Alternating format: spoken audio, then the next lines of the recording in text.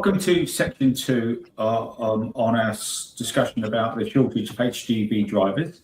The next thing we look at is government policy. So should HGV driving be permanently added to the shortage occupation list to allow for easier entry via sponsorship, or does this simply suppress the wages of domestic workers? You know, so what's your thoughts on that? David, that the problem with that is there is a driver shortage across Europe as well. So if you look at Spain, if you look at Germany, there are driver shortages. So actually having that change made to the shortage occupation list wouldn't necessarily be a panacea. So I think we do need to think about homegrown drivers, training, retaining, rather than looking abroad, unfortunately. Okay. And you know, in a way, it's a symptom of trying to tap into foreign drivers that's created where we are today, because we haven't actually had the will to tackle the underlying problem and get more young people into the sector, and let that driving role be seen as a career choice rather than a low-paid, unappreciated job. So I agree with David on that one. Great. Going to ask, if that's okay, it just ties into it, David, if that's all right. Is it the government's responsibility then to fund skill boot camps for drivers, or should it be left with private haulage companies to be the primary responsibility for training? Can I go for you, David C? Yeah, this is obviously a big one. What we need to have is a blend of all of these things. I think that if we're going to have boot camps, we need to have them on a sustained basis. So they need to be created long term. If we have 5,000 going into work over a 2-year period and 10,000 trained, then that's not a great example. But it's one of those things that will grow over time. Boot camps take time to bed in, and the problem with the cycles that we have in government is they're too short to get efficient models delivered in scale. So what you need to have is a number of different offers. So boot camp could be part of that. I think that both urban and LGV, if we look at urban as an example, 100% increase in volume over the last 12 months. So, you know, our class 2s, we're starting to get additional volume coming through. But again, that's only 889 or something like that for that period, for 12 months. If we're looking at the volumes, it needs to be many more different options that the government need to address. And I think that what Kevin's alluded to in the pathways that we're looking at is taking a much more modular approach to education in its entirety, and looking from foundation to, you know, senior management level, but a focus in all of that with transport management and drivers at the core of it will certainly help develop the right long-term skill set for the sector. And I think that, you know, maybe there is some need to recruit drivers externally, Kevin, just in the short term. But unfortunately, we've got to that bottleneck again, where, you know, we're hitting all of the issues that we've got at the moment.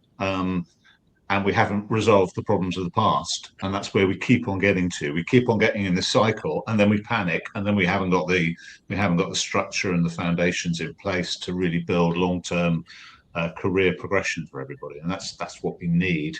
Rebranding, career progression, all part of the same story, I think. Okay.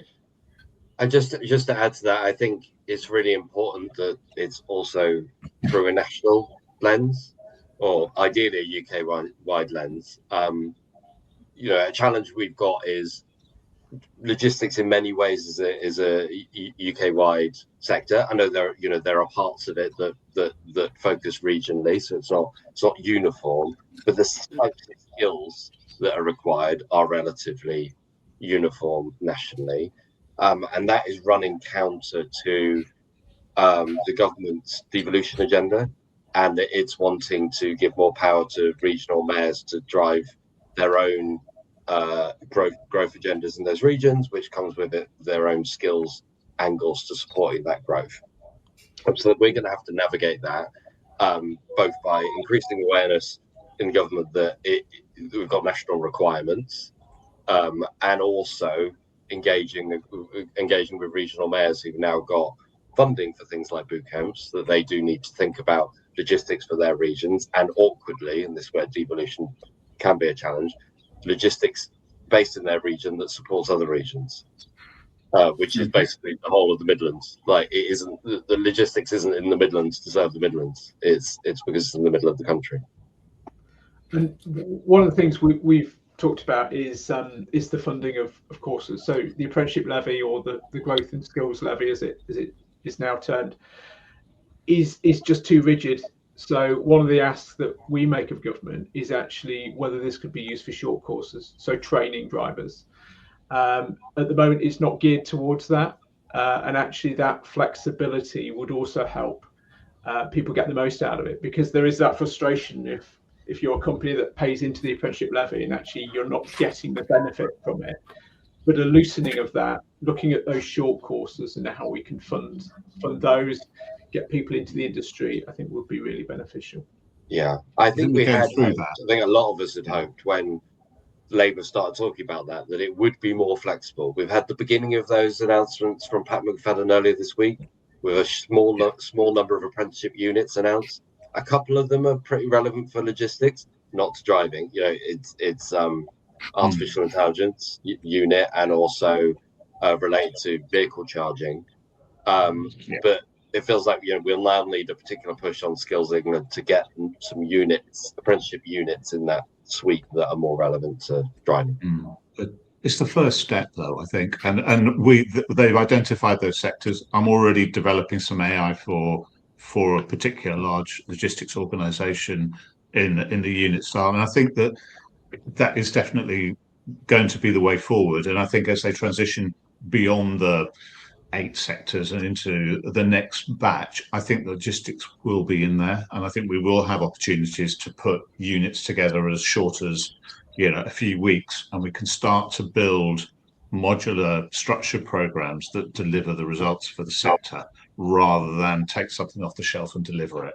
That's what we need. That's what we've always said we needed for, I don't know, the 20 years I've been in sector. We've always said that's what we require to support the sector. And I believe they're listening. It's always the issue about how you fund. How do you fund units? How does that mirror back into this world?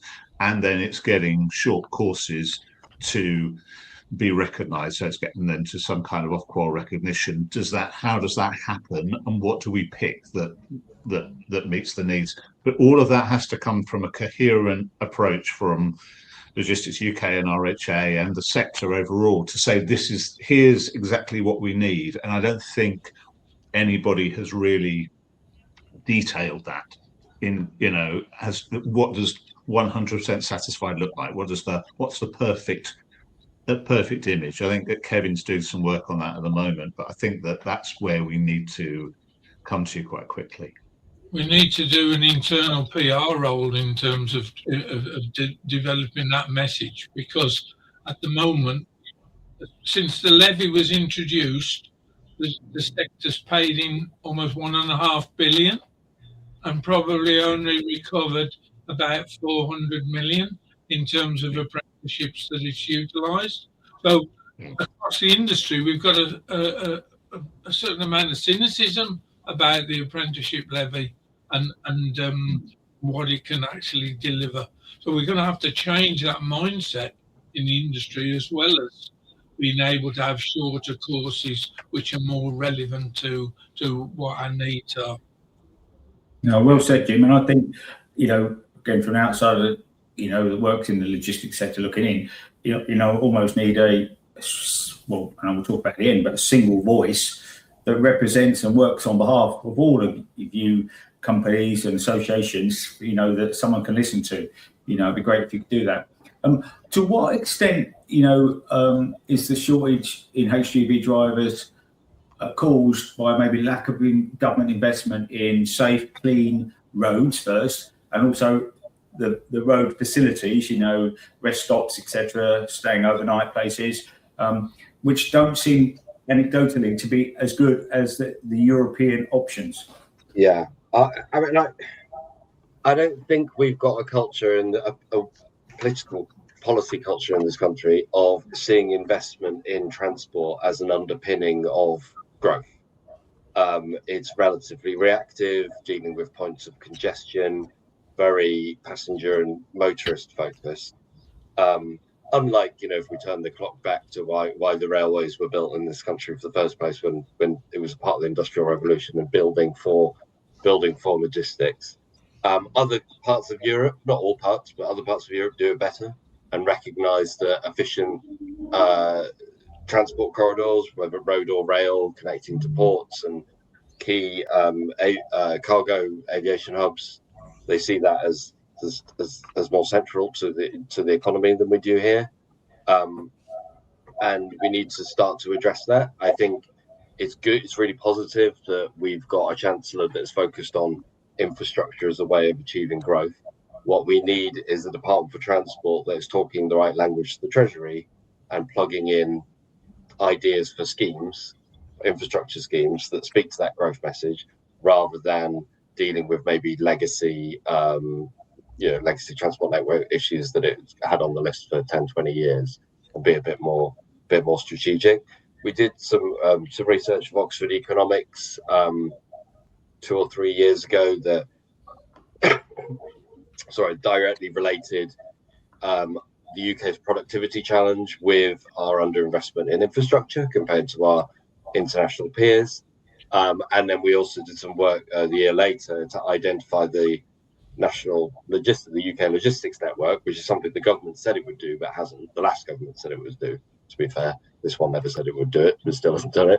To identify the key road and rail routes, how they link to the ports and the airports, where the bottlenecks will be if we're going to achieve growth, and to try and get that kind of proactive growth mindset on our infrastructure.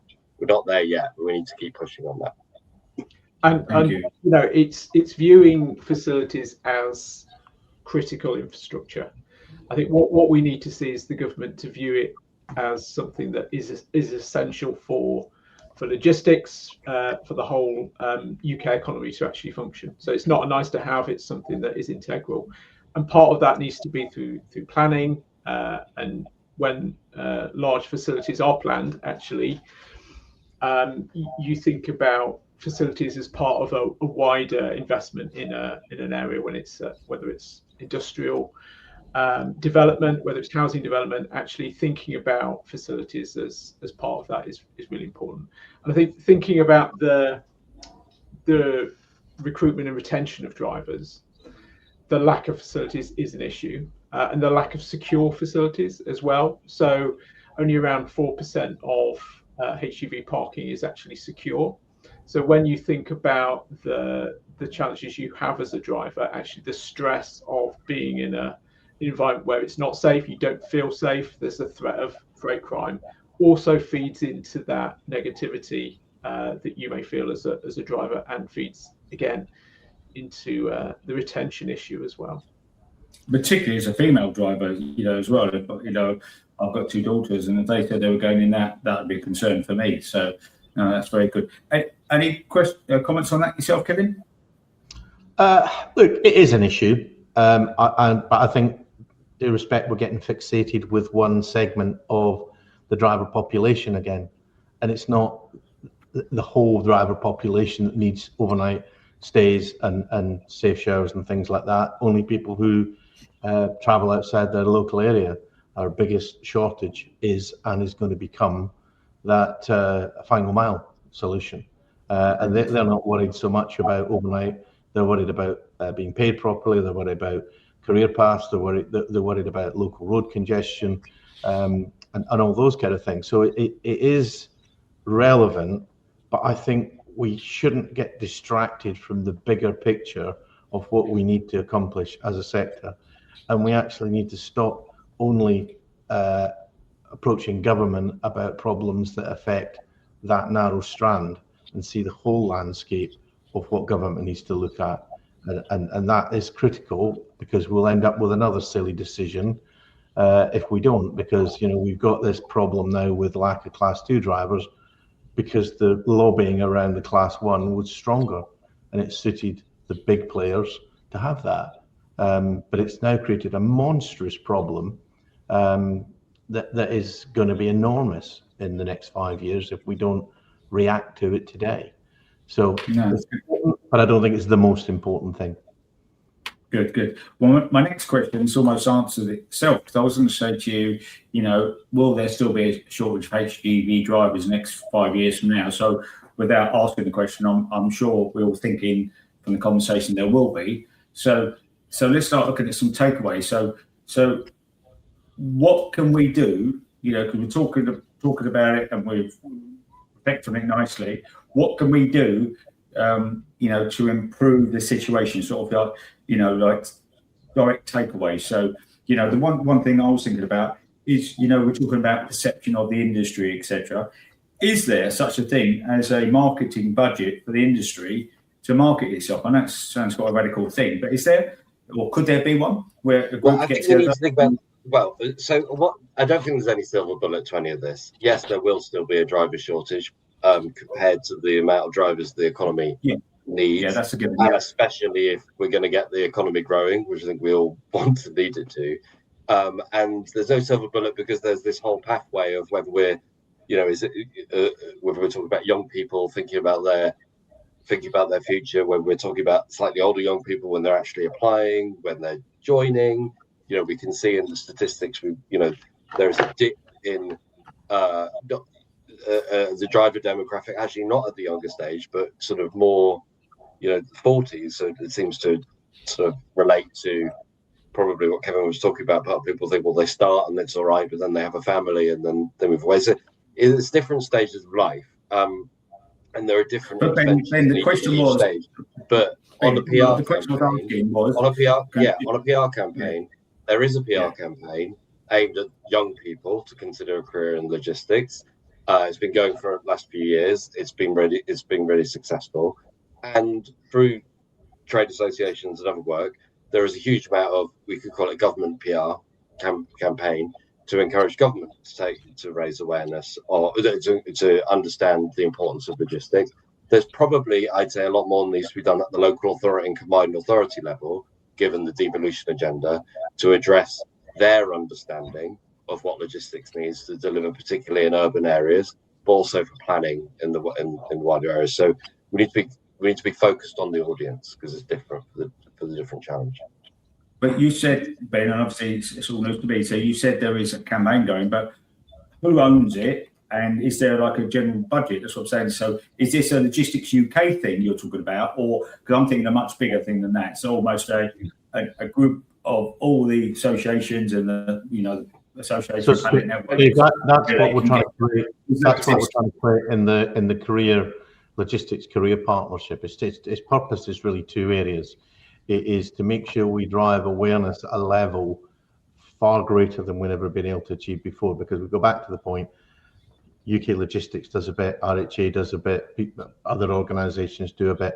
It's disjointed, it's not a single voice, and therefore you don't maximise your message, right? And impact with government particularly, because there needs to be some change there, and we need to create more might than we have. You go back to the fuel lobbying, right? When we were able to get the fuel, and I was involved in that heavily at the time, when we were able to get, Fair Fuel was able to get the freeze from government on fuel duty, it wasn't the road haulage or UK Logistics or drivers, you know, doing anything individually. It was actually because I think it was the RAC got involved, and the number of voters that was behind the RAC in the run up to election, where their cars became an issue with fuel duty, was what swung it, right? Government don't care about any of these things. They care about votes, right? And our voice is not loud enough. And the lobbying thing is around, where is our risk? How much power has this organisation got? I mean, I learned some interesting things today about how much we're putting into the levy and how little we're getting back. These are things that we need to maximise on. So I think there is things that happen, but it's nowhere near enough. And it's more of the same things rather than we need to reinvent the wheel if we're going to get through this as a sector. And that single voice with everybody, that voice is necessary. You need to raise awareness, but you need David, to have a home for them as well. Sorry, Ben. Just to answer your question, Generation Logistics is what I'm talking about. And it's not a Logistics UK campaign. It's got 40 plus organisations involved in it. And it's had a significant impact on young people's awareness of the sector and willingness to consider a career in the sector. So I think it is a positive example of collaboration. It's not the whole answer, but it's something that it's only a few years old and it is having a big impact. I think from your perspective, Ben, I think that's absolutely right. But what we've got to do then is raise the awareness to give them somewhere to go. So you've got to get that brand, get them realising that there's a pathway that they can do. Now, construction, I keep coming back to construction because they've done it really well. They've got these 10 centres of excellence on a national basis where you're getting the brand awareness. People are proud to wear construction on a t-shirt. They're then focused on going to a college. They've got a program that they can deliver. They know that they're going to come in at this level and progress and develop. We just haven't got that. We've never had that journey. So what we need to do is certainly raise awareness, absolutely raise awareness, but we need to give them clear visibility of the journey that they're on once that awareness is raised, get them to a brand where Logistics UK is a brand they want to wear on their t-shirt. They realise it has an impact on UK PLC, and then give them true exciting pathways. That's the other thing.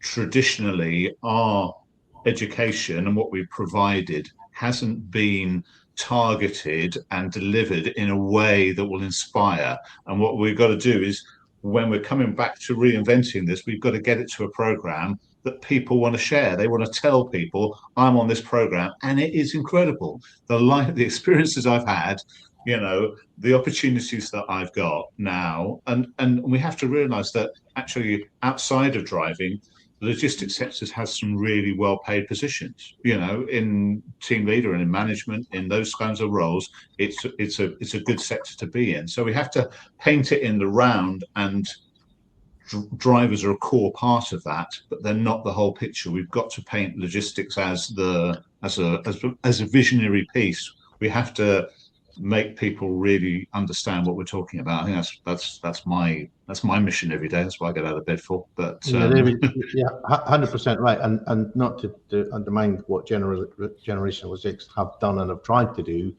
but a lot of that's being lost because there is no signpost for where them to go to get the career in logistics. And that's the gap we need to fill is Logistics UK, Generation Logistics need to come together in the new structure so that we're solving all of the problem, take the momentum that Generational Logistics have already created, build upon that, invest more money into it, because the likelihood is that Generational Logistics will fail over the next 5 years unless we add this career structure path behind it, because I can tell you that companies will get fed up paying into it unless they can see an end result, and they can't measure an end result at the moment if there is one, right?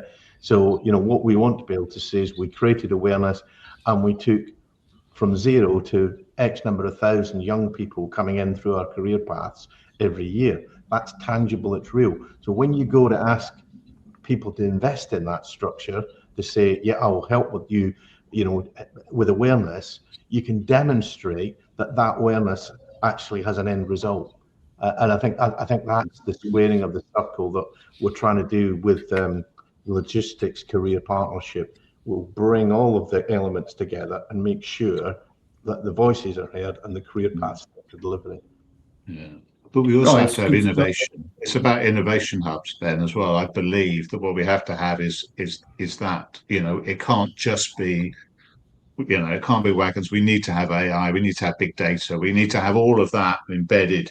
And, National College of Logistics will have 1,500 students go through the doors this year, but great, 3,000 next year if everything goes according to plan, funding available, and all the other things that go into that role. But I think there's some positives, but as Kevin says, without integrating now, we'll never achieve the ongoing volume, I think.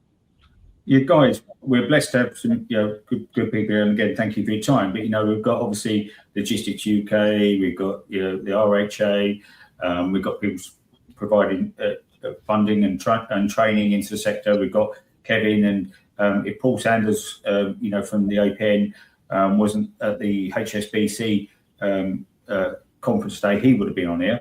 Would you guys and people maybe look at yourselves getting together quarterly and just discussing these things? Because that's got to be the way, because you really want to have whatever it is, whatever name's on it, one voice that you all contribute to, you're all happy to, and obviously it's got to add and complement what you do individually. Would that be something? Because it'd be nice to have, I keep using the same term, one voice, because one voice will be heard, won't it, and supported. And then, like you say, once you get some deliverables and some things coming out of it, you get the law of attraction, don't you? People, I want to be part of that. I want to be contributing to that, and it can drive it, because the sort of have a think about that. It might be worth something for you guys and girls to all do. Because also the other thing I sort of want to mention is, like, what we're trying to do here is we're talking about HGV, but make it a more aspirational role and a respected role and critical role to UK PLC. So, to get one voice would be great if we could do that. I think we all sort of agree on that, aren't we? One voice is what we need, definitely. There's been a number of times that we've tried different collaborative initiatives across the sector, and unfortunately they haven't always succeeded for one reason or another. And obviously the logistics career partnership, if that's successful, then yes, that's one way of having one voice for the industry. But I think one of the first objectives of any collaboration needs to be to reinstate logistics as a priority sector in terms of skills shortage. The government took it off the list of priority sectors. So we've got to get that first of all reinstated to get our message with government and policies, really, rather than as well as in our own industry and attracting people into it. And how is that done, Jim? Is that, and I'll ask you, Ben and David B, is that through influence? How is that done? Or is there some sort of technical emergency that makes them do it? Or can that be done through influence and conversations? I think it has to be done through lobbying, yes. Yeah, so making the government more aware of the issues that we've got, the issues that obviously that Kevin's outlined in terms of the way he foresees the shortage continuing and hitting, particularly, obviously he's highlighted Cat C drivers. But yeah, to take on David Cormack's point as well, it isn't just purely about drivers. We do have to look at the whole sector. The warehousing operations since COVID and more online retailing, warehousing operations have continually had a higher demand for warehouse operatives and a shortage there. And people I talk to, you talk about people entering the industry as warehouse operatives, and they might rise to become drivers, and then they may become either warehouse managers and transport managers. And if you actually look at the number of transport managers, transport manager CPC holders, around about 50% of them actually started off as drivers. So that career path is there. We don't, unfortunately, again, it's another one of these things that we don't shout about enough. It's there, but it's not formalised enough. I mean, we have a structure that takes a 16-year-old school leaver per se with no qualifications and teaches them from the basics up as a foundation level into warehousing type roles, and because he won't be able to drive a car at that age, getting them into lower level licensing HGV, allowing them to go on and build academic qualifications into team leader and management. That's the kind of structures. I mean, we do that at Palex ourselves. We've had a lot of success of it, but it's not there nationally with meaningful qualifications behind it, and that's what we need. And they actually take the modules and then go, right, okay, and I want to go and do a sales and marketing module so that I can move into that type of role. I've been driving now for 10 years, I've got a wife and 2 kids. I want to be home at night. I like that guy with the BMW earning 60, 70 grand a year. I want to be him.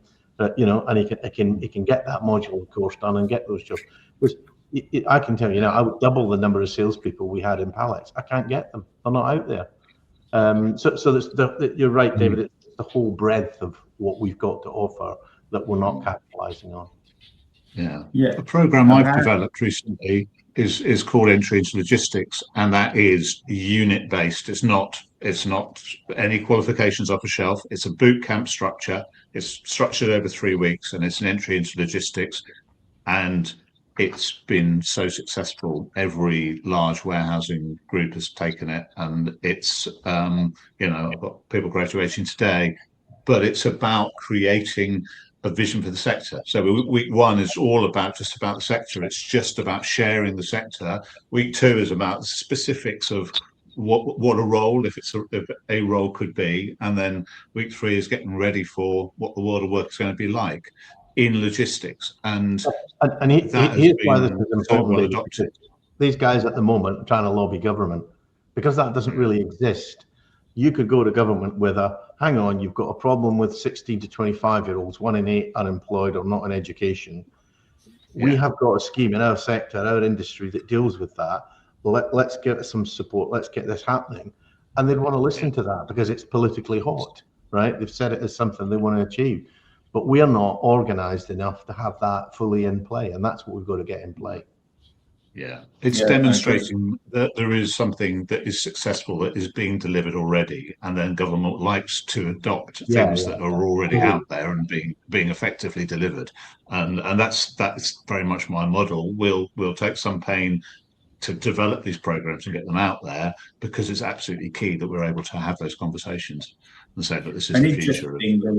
David, I do this logistic explain, and we do interviews with chief execs and different people from different companies, and one of the questions we ask is what brought you into the logistics industry.